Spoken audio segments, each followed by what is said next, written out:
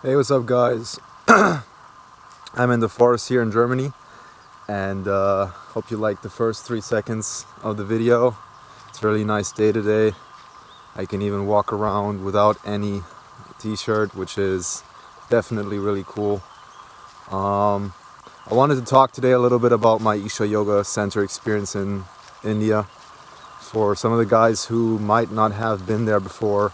So what they can expect and what you can prepare yourself with and how you can prepare yourself. So yeah, Isha Yoga Center, what to say? It's a pretty amazing space. Everything there is definitely extremely consecrated. If you want to go to a place where you can just be yourself, where you can just imbibe in a really natural space, which is kind of like a forest. You know, when you ever go to a forest, you feel really good. Nobody irritates you, everything's just kind of chill. Yeah, that's kind of how it is at the yoga center. Just you have obviously some people who you need to kind of get along with, so there's definitely some rules and some things that you'll get to know there once you come. So for example, everybody pretty much wakes up at 5 a.m. or earlier due to the Guru Puja that you should do in the morning. So what is Guru Puja? It's basically like a chanting that we do in front of a Sadguru picture at the Surya Kun. And there's always a Swami, which is like a priest or something in Western terminology, who does the whole thing. And if you do it, it definitely prepares you for all the things that come later. So that's why at 5 a.m. they'll come with some bongos and they'll play some music in the morning. I mean, music is probably a little overstated. I would say it's more some kind of percussion rhythm to get people woken up. Also, they're going to probably play some Sadhguru chant with it. So Brahmananda Swarupa was what they would play in my room. Some other rooms, I think they do Shambho. So if you guys are into the Sadhguru chants, Isha Sounds has it all. And at the app, there's the Brahmananda Swarupa chant. A nice little river here. For you guys who don't know how a German forest looks like, this is the Black Forest. So yeah, really nice. Hope you guys enjoy some of these pics. But back to the video, or back to the topic at hand. That's pretty much how your day is going to start. Oh, all right. So your day is pretty much going to start like that. You wake up either earlier than 5 because you want to do some of your practices before, because you might have to do something at around 8 a.m. and maybe, 2.5 hours won't cut it for your practices, because you might be doing practices that'll last like 4 hours or 6 hours, depending on how fast or quick you want to do them. And in the ashram, you pretty much, you want to do as much sadhana as you can, because it's just such a nice place to do it, your sadhana. It's so easy to do it there. And it's just kind of the reason why I think many people come. They want to do their sadhana in a place where nobody irritates them. They want to maybe learn some more sadhana. That's usually what I think most people come for, especially if they're from the West and they have to fly and it's expensive to come. They really want to do like a vacation where they can do a lot of their meditation stuff. And so some people like me wake up earlier than 5. Because then it's just super peaceful and quiet. Nobody's there at the Surya Kun, or very little people who are also dedicated to, waking up early and doing their things before other people come. Not that it's a problem that other people are there, but it's just really nice to wake up before everybody else wakes up, you know what I mean? It's kind of nice, just in general, to be an early bird. So yeah, so you do your practices after the Guru Puja, and depending on what you've done, you might have a shorter version of Isha Yoga practice routine, or whatever you want to call it, or you might have a long version. So depending on your practices, you're going to have different types of little beautiful insect here. Yeah, what you want. You might have a different routine than anybody else, but that doesn't matter. So you're just going to do a few, not even have done inner engineering. You might just do Guru Puja and then like read a book, I don't know. Because between 6 and 8 o'clock, pretty much you can go to the temples, you can go to Dhyana Linga. I think it opens up at 6 or so. And Linga Bhairavi, yeah, there's different schedules for the temples, for Surya Kun, for Linga Bhairavi and Dhyana Linga. So something you should check out at the beginning. When do they open up? When can you go there? So that's another pro tip here.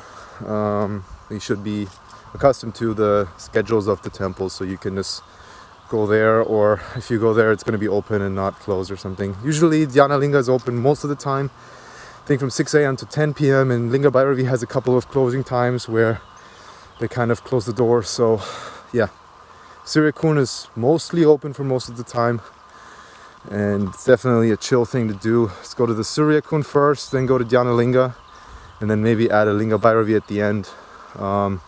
It's pretty much recommended to do Surya Kun before Dhyana Linga because it just kind of prepares your whole system for the subtle energies of the Dhyana Linga, because you might miss it a little bit if you're not already a little prepared. And also being wet really helps. So also if you take a shower, you don't really need to dry yourself, because it's anyways mostly the weather is I've been there now during springtime, which is basically beginning of March to middle of April. It was basically every day around 35 to 38 degrees Celsius, which is definitely warm enough to walk around a little wet. You're going to dry up anyways really quick. Humidity is around 20 to 30%, sometimes maybe 35 or so, but it's a very consistent weather. You get used to it really quick. And yeah, so far so good. So if you're a volunteer, which you're probably going to be, if you're not going to go there for a program specifically, or maybe you're going to take a cottage, then you might just want to go to the OCO. Actually, you're going to have to, and get yourself a volunteering task, which is something you have to do every 3 days, because once you do it for 3 days, you're getting a new job, a new volunteering opportunity. So what are the different types of volunteering opportunities? I might just make another video on that. But basically you can be doing either some temple volunteering, or maybe you serve some food, stuff like that. Anyways, once you get that, most of the time during the day you're going to be volunteering, which means that depending on what activity you do, you have different times. That's why most of the sadhana, most of the practices happen in the morning, because then there's usually not any volunteering going on. But some stuff even started like 8 a.m, such as Dhyana Linga volunteering. So once you do that, you're probably going to do that for 2 hours. Then at 10 to basically 11:30 there you can eat. There's 2 batches, one at 10, one at 10:45, and then an open batch for people who kind of had to do certain things during that time period. So I might make an own video on Diksha Hall too. Basically you get into the Diksha Hall at, let's say, 10 o'clock. You have to be there at 9:50. Same for later, you always have to be 10 minutes earlier. They close the doors really quickly. Once you sit there, they close the doors. So if you want to come, let's say at 10:20, you're gonna have to wait until the second batch at 10:45. And once you eat, you basically go back to work, or volunteering in many cases. So you're gonna have some pockets of time in between volunteering where things are just where you basically have nothing to do. So that happens a lot as well. And you can do some reading or hang out with some friends who are also having a free time, or just look at the flowers, or just go to the temple. So there's definitely so much to do that you'll be working and living most of the time. You're not going to be spending so much time on your phone, which is definitely a plus, because so much things to do that you're not going to want to do anything else. You're not going to really want to indulge in any kind of media or that. I mean, sometimes at night you want to listen to some music or so, just to kind of calm down, get a little Western flair into your mix. That happened to me. Sometimes I was just kind of craving some music, because the Indian music is so different to the Western music. You hear a lot of music too, like all around the ashram there are going to be some music stuff happening. People walking around with a little band playing some music. Sometimes there's like a music concert or so going on. Or people just play in the dormitories. These kind of things happen. But yeah, it's good to have a little something with you that if you get a little Western homesick, you can just kind of tune into that. Like I was listening to some music sometimes, or reading a book or so, or even watching a YouTube video, which usually I was kind of disappointed by it, because once you're in the ashram, you do something like that, you're not gonna feel much better afterwards. It's usually you feel a little pissed off because it's so boring. Even the music you like to hear, the books you like to read, the YouTube channels you watch, they're just like such a low energy thing compared to the super high energy in the ashram, that usually you do it a little bit and you're like, man, this sucks, like why am I even doing this? So yeah.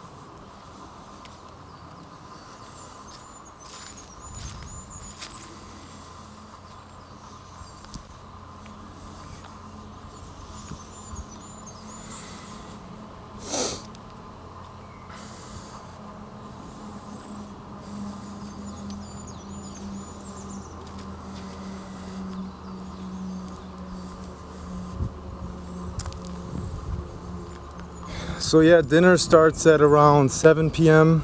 and second batch is around 7:45. Third batch is around 8:15.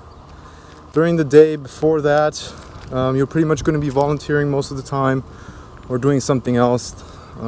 So it's basically how it works.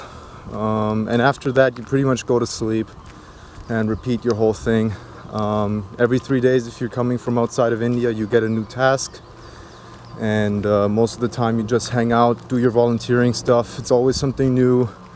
And yeah, so you do your programs whenever there's one that you want to do. You can volunteer in the programs if you did it already. And yeah, I mean, so many cool things happen at the ashram. You meet new people. You go to different places also in the ashram. You see how things happen behind the scenes in the ashram. Sometimes you get to see Sadhguru if he's there. I might talk about that in another video, how Sadhguru definitely is always present in the ashram, and also things that happened in my journey there. So anyways guys, I hope you liked the video, and like, subscribe, do your thing. See you guys later, bye.